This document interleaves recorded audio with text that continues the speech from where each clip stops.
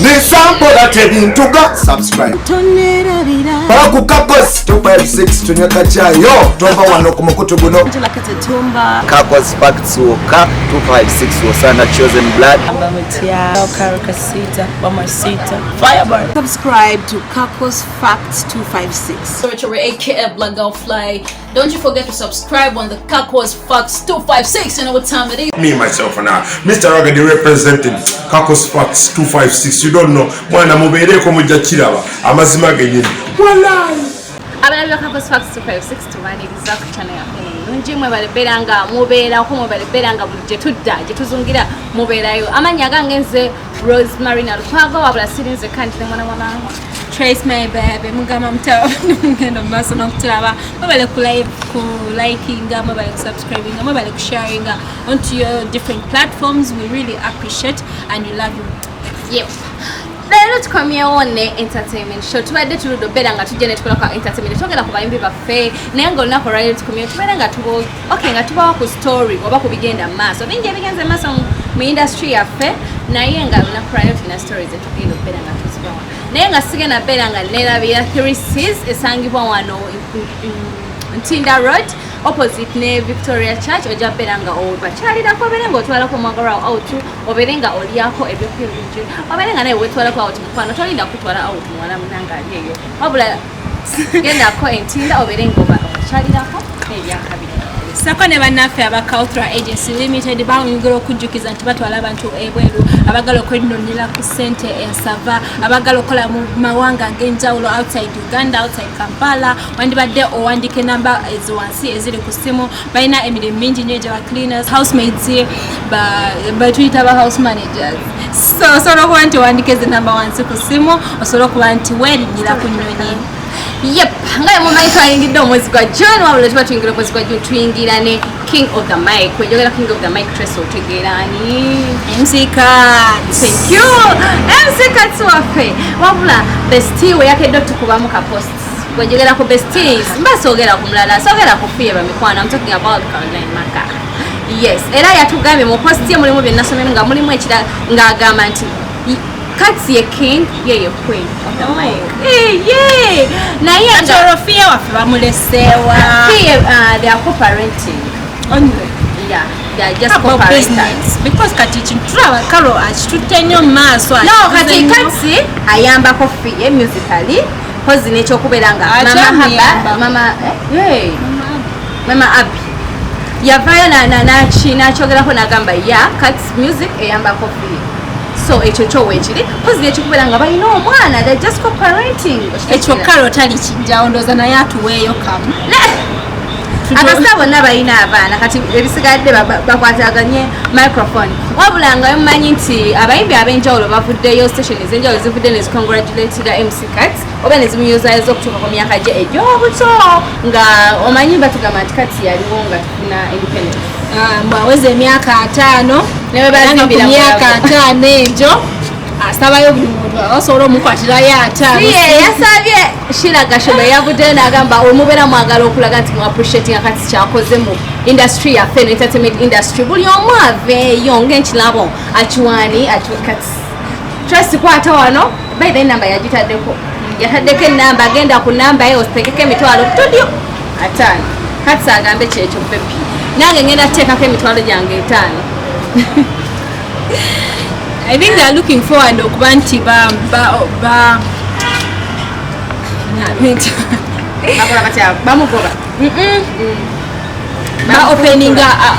opening Cuts MC Cuts Foundation in different parts of the region, and this time round bagenda better in Mbarara. And Karol promises that this thing is not going to be only in Uganda, only in Mbarara where it's going to be starting from, but it's gonna kwanga chigenda worldwide, even America baja. Yeah, Cuts namulera konga meetings ne Katikiro Charles Kutamaiga. Katikiro namwe bazomberanga omulimu gwakoze kwa amanya kuberanga aranyisa akaradde kamukene nyoba mu HIV AIDS.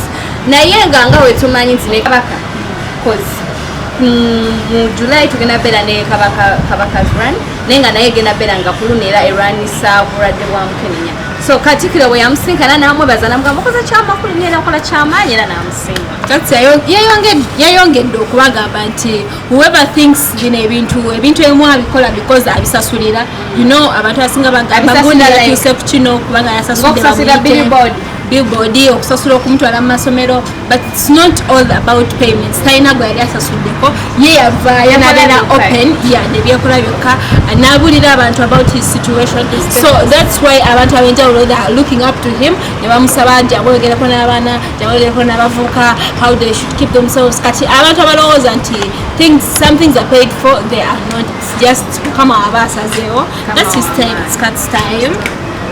Okay, kasi tumwagaza bisinga ku myaka gye 5. Wano nga tuvuddewo embalala Uganda Kampala tulumbye Dubai. Dubai wabadde. When I tell you what happened in Dubai. Bakadama babadde. So twongera ku muyimbi Cinderella baby, Cinderella Sanyu. Yongera hawking herself. King herself. Uma president aspirant. Yes. Ate former Uma president. And the acting president, because right now she's of course she's the acting president. Chibalume. Nenga yarabiddwako Dubai nga waliwo manager Omutegesi omu w'ebivulu agamba nti Cindy teyalabiseko ku kivulu ekyamusasuliddwa okuba nti akola atya kyakiyimba, naye nga netugamba management oba yakoze etya, natugamba no Cindy talina management yes, kati munnange engeri gye yafuna partner one mafuka muntu omusa ebintu byonna yabikola, netata w'omwana yawebwete namongo kwegamba buli kimu manager manager kubanga yakolanga ne spokesperson wa Cindy. Era mbu yabadde ku mulyango gwa room Cindy bwe yabadde nga yabagamba tajja kufuluma soke mutumaleyo because ye manager. Lwaki basooka bamalayo omuntu agenda kubukinga n'akusasulira ticket, because what I know abantu abasinga abagenda okuyimba ebweru ebiseera ebisinga abamubukinze yamusasulira ticket visa biki right? Kwano omuntu abako ne principles ze, that's what you should know.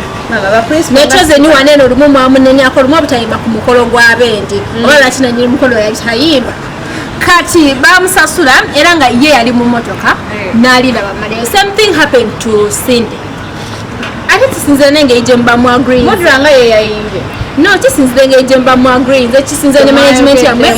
Kati ye King herself ainzo baba gamanze Cindy nayo azonga zimazo kola ki. Ati kintu kiri simple ye gora kyo tegeke yuvulo nga sente zimala yo omuyimbi.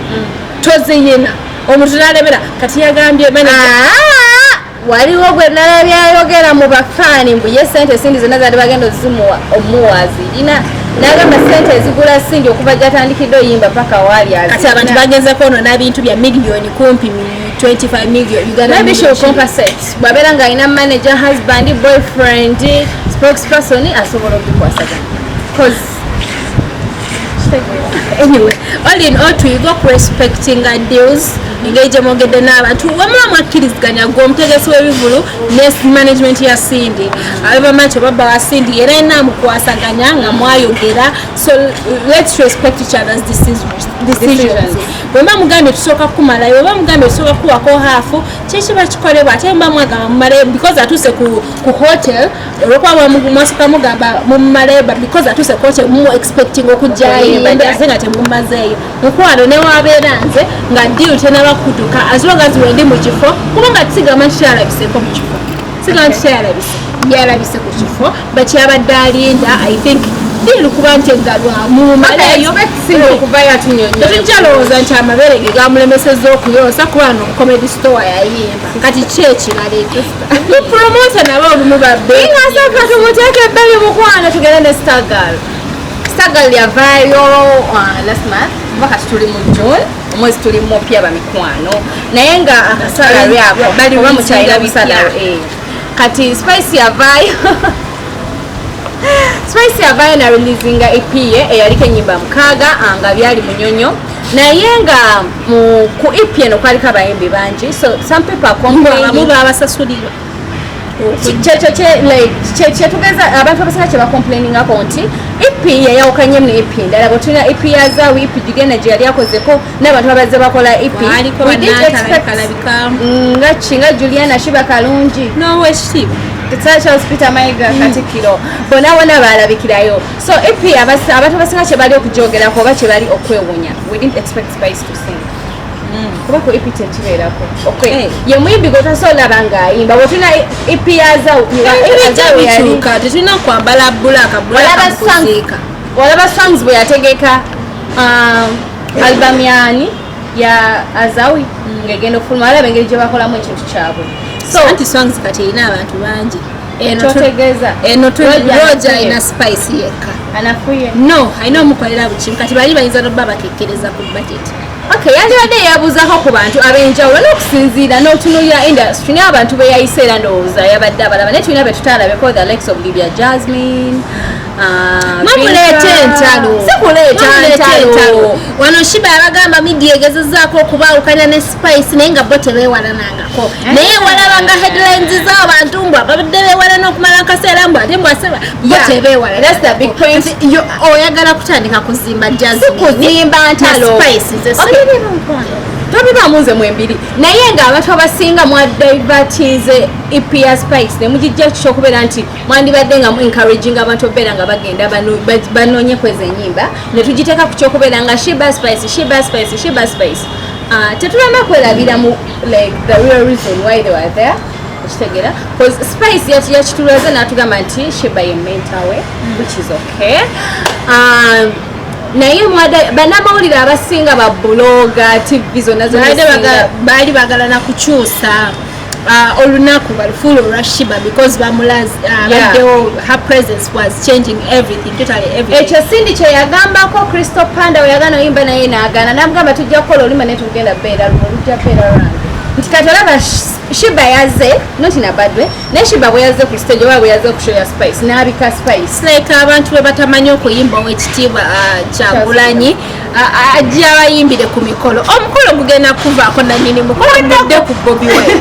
akoleko amawulire musungu wabadde nabo Gravity tanyinganyiga is a very happy person but the way he was talking about this issue yabadde yina kyatulaga naye kyonna eki kyenamwagaddeko teyali like he didn't leave anyone out oba Spice oba Roger yaboogedde babiri n'atugamba Roger n'omuyimbi we bafu babi nekisikiddamu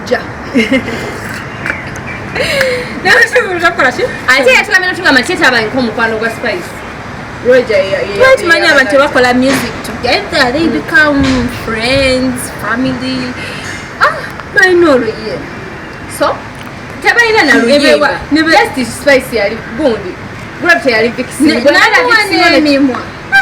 just they were acting well, if I act with someone kitegeeza mbuno tugenda kukolagana ebeva ku sex kati Nelly Jasmine teyabaddeyo yavudde n'agamba she was not invited bintu byabaddeko bya invite only era nga oba tewasoma mukwano okoma ku gate yes Sheila yatugembe yali talina beerawo try to fly but think the flight was cancelled Sheila bwatyo olaba tebaabaawo okupapupata kati tebalina kyebatuga very many artists have new songs. Since it's a new month. Yeah, it's a new month, new releases, new EPs, new everything. So why keep Benda, the voice so tender, fast on every girl's agenda. Akola music tatu gabiendo I know Luyimba. Why keep Benda I know Luyimba. It's a collaboration, but it's kufilinga ne mwana Mlenzi Chambers. It's gonna be fire by fire. Tugenda batuluzinirako era mu lunonyeko atumufilinga nga batulufilinga yeah very many artists nga we nkuganda bayina mwe muli ono omwala Shakira we Uganda ko bakazi abayina manager wako tukutumiddeko nyo okay it's not the manager but on that team ya Shakira kwali I know Luyimba tadde munde kundi ndeku nalo mu lunonyeko mu bagale and so many other IPS Spice mu ginonyeko nabayimbi bangi abaze bafulumye enyimbe zenjawulo tweyagale otutewagire twabagenda tutwagira nga muzinira ku bbuga bwe muba muzinira ku nyimba z'abayimbi baffe wano so okay tugenda beera nga tukomekereza show yaffe tugenda beera nga tukomano nakolala nenjagalo bajikuza higher level to travel agents baina trip ne babizonto genda oberenga obanonyako ku namba zaabwe zenjawulo oberenga olaba ebintu bye bayina bibagenda oberenga batambulira tomanya nawe osobola oberenga obegatako oba osobola oberenga sawa yonna oba bookinga babeko gye bakutwala twesi bampere namba nambe gena beta wasu ku screen abakatuliki twesange namugongo ngenaku z'omwezi 3 twenenye ebibi byaffe kama tusobola okutuuliriza essala zonna abakatuliki bokana bakotera nabo bagenda bere bulungi shalom